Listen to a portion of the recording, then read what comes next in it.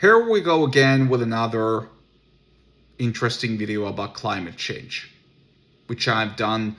Well, I haven't done so many videos about climate change, but I do have strong opinions on climate change. And yes, I might be discussing and nerding out and geeking out a little bit about climate change in this video, but take it for what it is. Climate change isn't as bad as you think it is, in my opinion.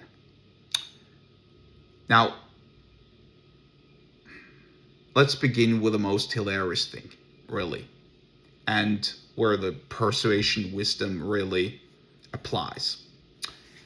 There was a climate meeting scheduled to take place in London, I think this week or the last week. I might mix up the dates. The climate meeting was supposed to be about extreme heat, or that was the topic and the subject of the climate meet. Well, guess what? This is so hilarious. Because of extreme heat, the climate meeting on extreme heat was cancelled. Pretty funny, pretty hilarious, really. I mean, it's kind of like saying, because of rising sea levels, a climate meeting on rising sea levels has to be cancelled or postponed, whatever. Because of, I don't know, extreme cold, and a climate meeting on extreme cold has to be cancelled. Because of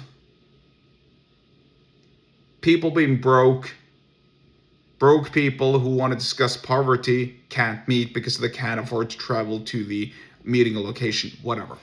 Now look, I'm being facetious here, obviously.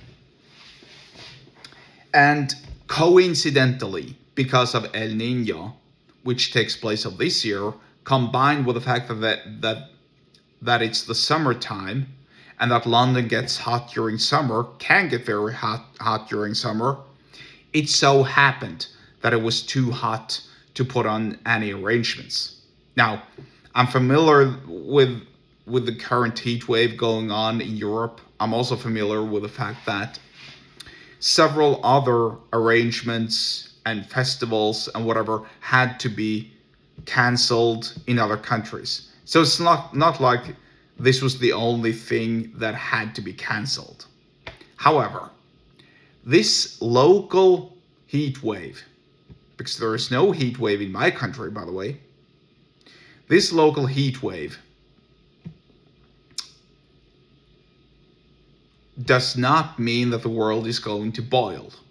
It just happens to coincide where El Nino, which is a weather phenomenon where the average temperature in 1 year or one season is getting elevated, takes place during summertime, which means that there will be local heat waves.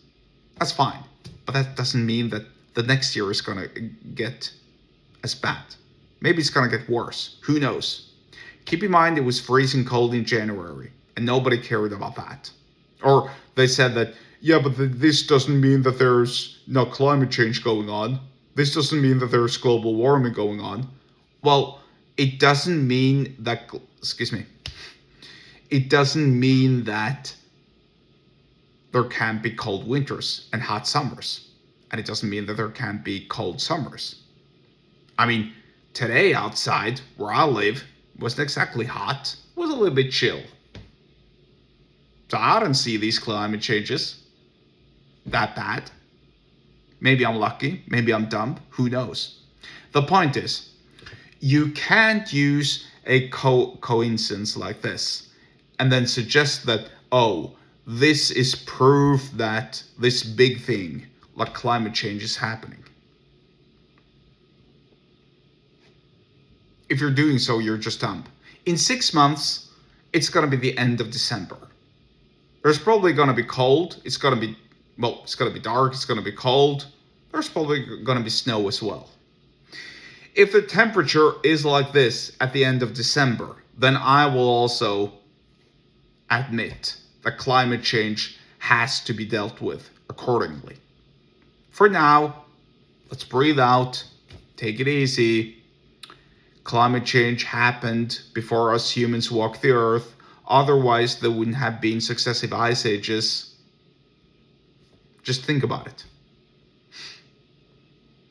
If the earth is covered with ice, and then the ice melts, and sea levels rise, before there are any humans, and before there are any industrial revolution, before there's any greenhouse gas emissions.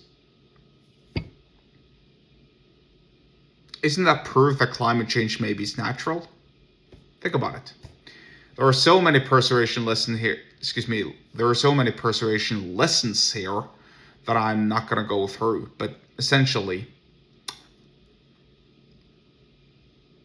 you need a little bit more than a one-time happenstance, a one-time coincidence to be able to convince and persuade someone about your messaging.